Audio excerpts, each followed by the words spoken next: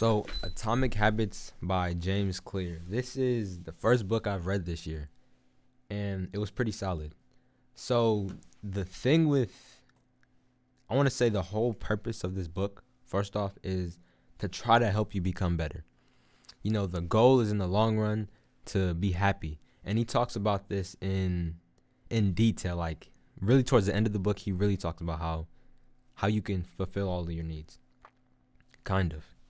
So I'll go in order with what the book says on habits. So good habits are good because they're beneficial for you in the future. Bad habits are actually not bad, but they can make you, worse in the future, if that makes sense. So the first thing to build good habits is to make the habit obvious. So have it in your view, or just have it around you. All right, like people. This example he gave, like people eat junk food usually because it's wide open, like it's in open space. Like, oh, it's right on the kitchen counter. Why not eat it? Instead of having the apples, this was his example, that were in the refrigerator. Like, so he says if he would have put the apples out, then he would have ate the apples instead because he doesn't want to go looking for the cookies. And this is true. Really, if you think about it, you only do what you see. Like, I can't do something in Africa that I have never seen it before. I can't eat that food. It's too much work to go over there. And I was really just going in order with what he says. Next thing is make it attractive. This is pretty. It's the part that's I would say the hardest, because like watching a movie, for instance. Watching a movie is very, very easy, and it's satisfying. Like, I just get to spend, good 2 hours having fun. But when you have to do things that are hard, like studying, and I don't even want to say hard because studying is not hard. Like, it's mad easy, but it's just not attractive to me. You understand? And it might not be for you either. Or something that you have to do, like write scholarships. That's something I worked on yesterday. And it might not be that easy for you, but as long as you make it attractive, which ties into the fourth thing that he says, which is make it satisfying. So by making it attractive, you just make it look good. Like, you think about what will happen, once you do it. But you can't tie into that because then it gets tricky. So what you have to do is you have to think about what you can gain, but then, it's like you got to set your dream back a little. So when you do finish it, it'll be even more satisfying. And the third thing that he says, which really he could have just had it two laws, was make it easy, which it's like the same thing as making it obvious, but basically have a routine that you have to do with this goal. And then, with these habits and things and self-improvement in general, the thing about this is I don't really think that there's a way for us to really improve other than, I would say, through altruism or confidence. I feel like those are really the only things that you can improve, like, with the self. Because you can change your outward appearance, but are you an improved version of yourself? Like, are you better than you were before? And then this kind of ties in with just mentally. Like, that's really what I learned while reading this book. Like, it's not really about just doing things. It's really about just having the mindset and, like what he says, the habit. That is really the important thing.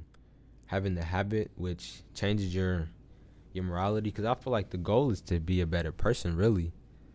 And along with being a better person, just to have more confidence in yourself. I feel like that's real self-improvement. So I would tell you some good habits that he said, but all of this is really situational. And once you start to do these habits and, you do these habits more and more, you want to have an identity with what you do.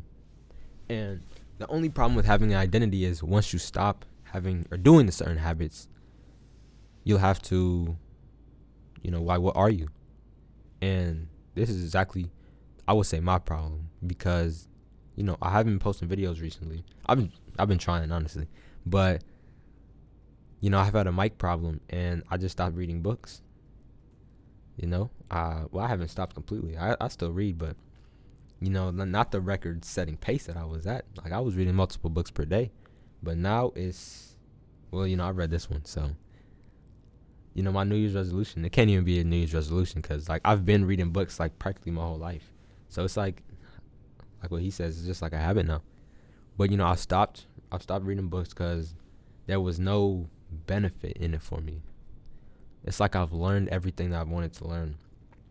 So when I stopped reading, I was like, I'm not a reader anymore. So I was like, what am I?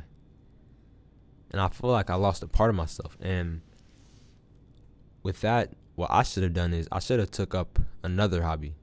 And what I did was I just started watching movies, but I can't really say I'm a movie watcher. Like I can make reviews and say I'm a reviewer, but I like a movie watcher. It's like no, like that's not I it's not nothing special. So tying that in with my identity is not beneficial.